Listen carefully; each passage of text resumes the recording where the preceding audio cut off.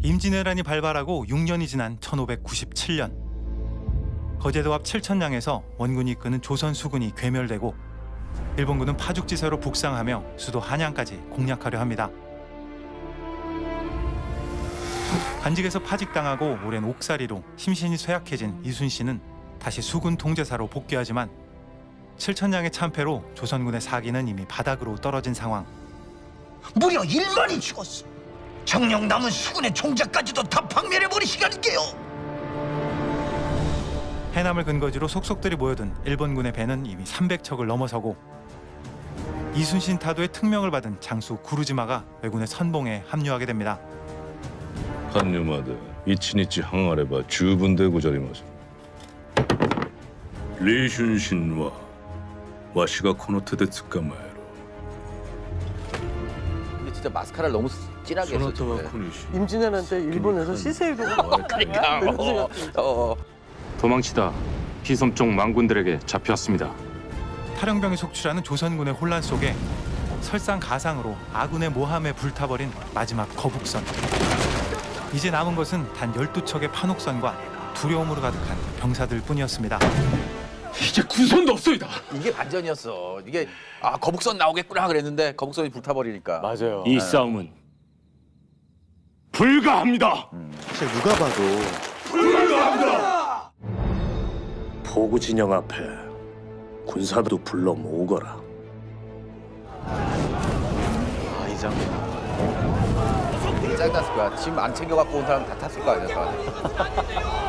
우리는 죽음을 피할 수 없다. 살고자 하면 필히 죽을 것이고 또한 죽고자 하면 살 것이니 나는 바다에서 죽고자 이곳을 불태운다. 최민식 씨도 참 여기서 확 끌어당기는. 다시 돌아올 근거지를 모두 불태우며 바다에서 죽기를 각오한 이순신 장군은 필사의 신념으로 마지막 결전의 장 명량으로 향합니다. 아직 신에게는 12척의 배가 남아있사옵니다. 전군 출정하라. 전군 출정하라! 330척의 왜군에 맞선 12척의 기적과 같은 전투. 명량해전을 조명하는 영화 명량은 우리나라 모든 학생들에게 이순신 장군의 위용과 투철한 애국심을 일깨우면서 대한민국 전체 인구의 3분의 1이 넘는 1760만 명이 관람한 명실상부 역대 흥행순위 1위의 영화입니다.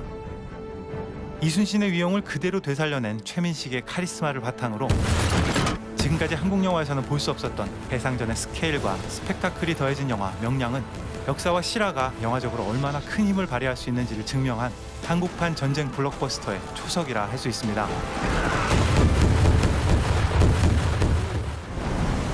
빠른 물살에 그 소리가 울음처럼 들린다는 울돌목으로 진입해오는 330척의 왜군들. 이순신의 대장선이 왜군의 선제 공격을 막아내며 필사의 전투를 벌이는 와중에도 조선군의 다른 배들은 후방에서 이를 관망하고만 있었습니다. 전투 장면, 전투씬 연출은 정말 우리나라 영화 마저 할 정도로 정말 실감나게. 185억으로 찍었다는데 이거는 한 사실 말도 안 되는 예산이죠. 저런 영화를 찍을 수 있는. 그러니까요. 하지만 협소한 지형과 가파른 물살을 이용한 작전으로 수십 척의 공격을 홀로 견뎌낸 대장선의 위용은 팔짱만 끼고 있던 조선의 다른 장수들과 두려움으로 가득한 민심을 조금씩 바꾸어가기 시작합니다. 대장선이 살아있다. 대장선이 살아있다. 대장선이 살아있다. 외놈들을 다 쓸어버리자고. 모두 내려가자고. 속도를 높여. 속도를 높여라. 민중들의 참여와 아군의 지원으로 전열을 가다듬은 조선군은 다시 격전지로 향하고 드디어 출격하는 왜군의 선봉. 실제로 그 유중용 씨 캐릭터는 있었던 거예요?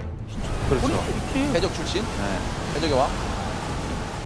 휘몰아치는 물결 속에 수십 명의 군사들이 뒤엉킨 아비규환의 백병전이 시작됩니다. 백병전이다! 이 영화의 제목이 이순신이 아닌 명량인 이유는 영화의 실질적인 주인공이 명량해전 그 자체이기 때문입니다. 임금의 권력 견제로 갖은 고초를 당해야만 했던 장군이 백성들과 하나가 되어서 왜군을 물리쳐낸 명량해전의 역사는 나라를 위하는 충심이 결국 백성을 향해야 한다는 당연한 진리를 역사적으로 입증한 사건이라 할 수 있습니다. 누군가는 또 언젠가는 꼭 다뤄야만 했던 이 숙제 같은 소재를 수식 없는 전공법으로 밀도 있게 담아낸 이 영화의 해상전이야말로 이 영화의 진정한 주인공이자 시대를 뛰어넘는 가치가 아닐까 생각됩니다. 그 해협이 좁아서 맞아. 일본 군대도 한꺼번에 못 들어온 거죠. 지형도 잘 이용을 했고. 근데 촬영이 진짜 액션씬이 좋았어요. 갑자기 시작된 소용돌이로 왜군의 선봉대를 이겨낼 수 있었지만 이제는 자력으로 소용돌이를 벗어날 수 없게 된 절체절명의 대장선. 그러니까 난 여기서 이순신 장군이 적에게 나의 죽음을 알리지 마라. 여기서 이 전투에서 하는 줄 알았어요. 야, 너 미국에 갔어도 한국에서 뭐 국사 안 했어? 기억이 안 나. 모두가 포기한 전쟁의 판도를 많으실 바꾼 거예요. 하늘의 기적은 강력한 물살도 막강한 군사력도 아닌 두려움이 바뀌어 나타난 100배의 용기, 바로 민중의 힘이었습니다. 장군님! 신들이 끌겠습니다요! 장군! 우리 패들이 오고 있습니다요! 전투지만은 우리가 막 17대1 싸웠던 얘기를 보는 거하고 마찬가지 얘기잖아요. 그렇잖아요. 정말 대단해요. 왕이 아닌 백성을 향하는 충심이 만들어낸 기적의 전투. 폭풍 같은 그날의 회오리. 명량입니다. 자, 이 명량은 1700만 1위를 기록한 이유는 아마 민족적 통쾌함이 가장 잘 떨어졌던 거였죠. 그 씬이 주는 통쾌함. 막 이렇게 앞에가 되게 고구마잖아요.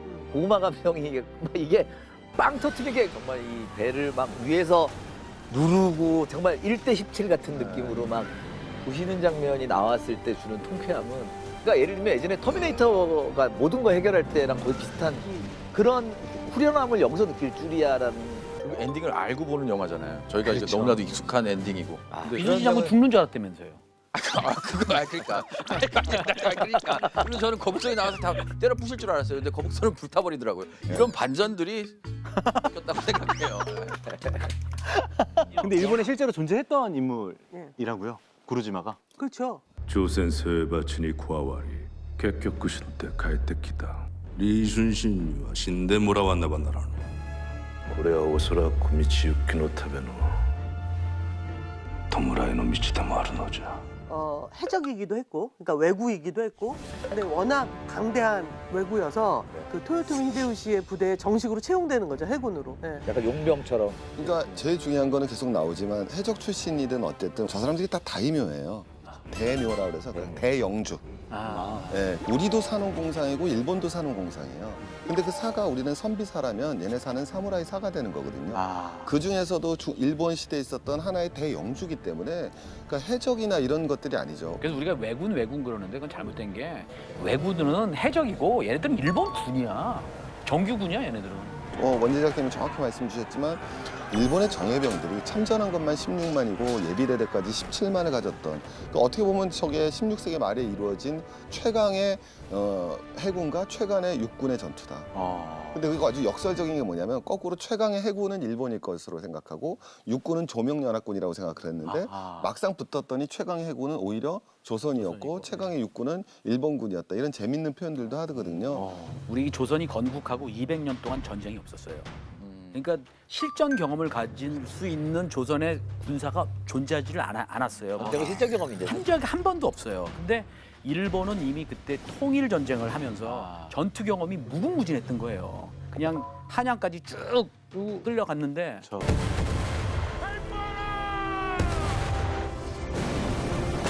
적들이 도망간다! 적들이 도망가!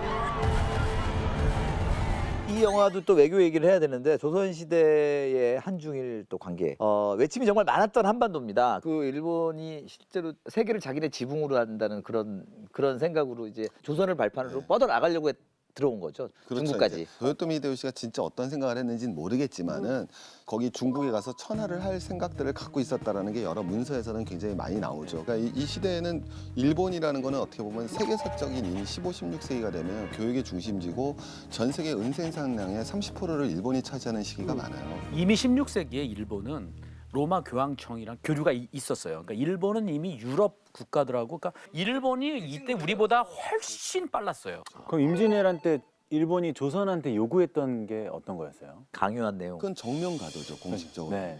우리가 명나라를 쳐들어갈 테니까 길을 빌려달라는 거죠. 그러니까 정명가도에서 진짜 길을 빌린다는 의미가 뭐였느냐라고 얘기했을 때는 두 가지를 들 수 있는 거죠. 하나는 보급과 하나는 징병. 일본군이 죽어나가는 가장 제일 대표적인 게 겨울입니다. 네, 겨울에 동사를 제일 많이 하기 때문에 군사를 갖다 동원하려고 했다는 얘기가 있죠. 네. 그러면서 정작 조선은 바로 쇠락의 시기죠. 인종과 명종의 시기를 지나는. 그러니까 굉장히 쇠락한 상황에서 왕권은 흔들리고 자손이 없는, 세자가 없는 상태에서 단명을 했고, 그러니까 선조는 반개죠.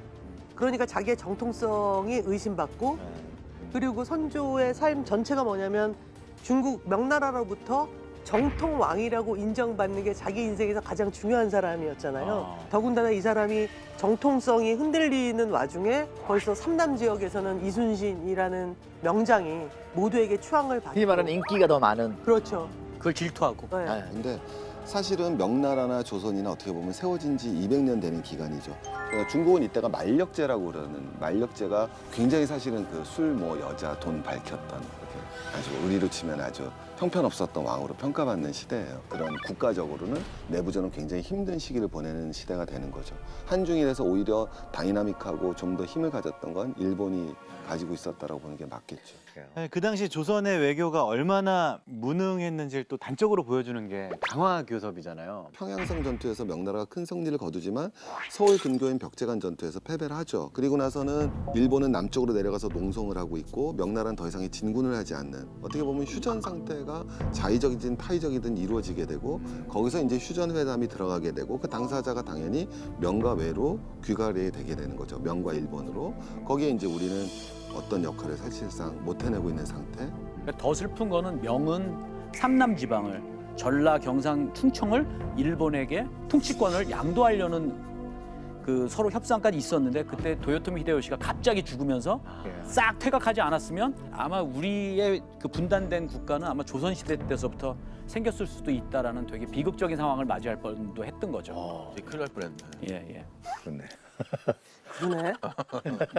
근데 사실 당시에 조선이 외교 정책이 무능했다라고 하기에는 모든 게 다 무능하지 않았나요? 외교 정책에서 특히 무능할 수밖에 없는 게, 그러니까 어떤 외교 정책을 한다는 게 정책 이전에 정책이란 건 당연히 사상을 담아내야 되거든요. 그럼 이때 사상이란 건 뭐냐면 성리학적 이념 질서예요. 그러니까 이들의 세계관에는 쉽게 표현하면 이기론이죠. 그러니까 아주 중요한 리와 쉽게 얘기하면 부수적인 리기가 함께 간다는 거죠. 그러니까 양인과 천민, 문반과 무반, 남자와 여자, 사대부와 일반인, 중국과 나머지 국가에 대한 외교 정책이 4대 교린이에요. 즉, 이 당시 우리가 조선의 외교 정책에 대해서는 성리학적 이념을 가진 상태에서는 그 다음엔 외교 정책은 한계를 가질 수밖에 없거든요. 우리나라 안에 자기들 권력의 지지 기반을 때문에 폐쇄적일 수밖에 없었다. 네, 그래서 이제 지금 우리한테 외교적으로 준다는 건 뭐냐면은 사실은 사상이 바뀌어야 된다는 거죠. 어떤 외교의 사소한 정책들이 바뀌는 게 중요한 게 아니라 더 큰 외교에 대한 정책 자체가, 왜냐하면 이전까지 한반도를 둘러싼 외교 정책의 기본 핵심은 냉전과 반공적 질서였단 말이에요. 그렇죠. 근데 사실은 이걸 갖다 붕괴시키고 동북아의 평화공존이라는 사상의 체계가 전환이 돼야지 그걸 바탕으로 해서 올바른 외교 정책이 나올 수가 있는 거죠. 그러니까 우리도 사실은 지금 이 커다란 전환의 시기를 봤을 때 전환점을 가져야죠. 사고방식에 있어서.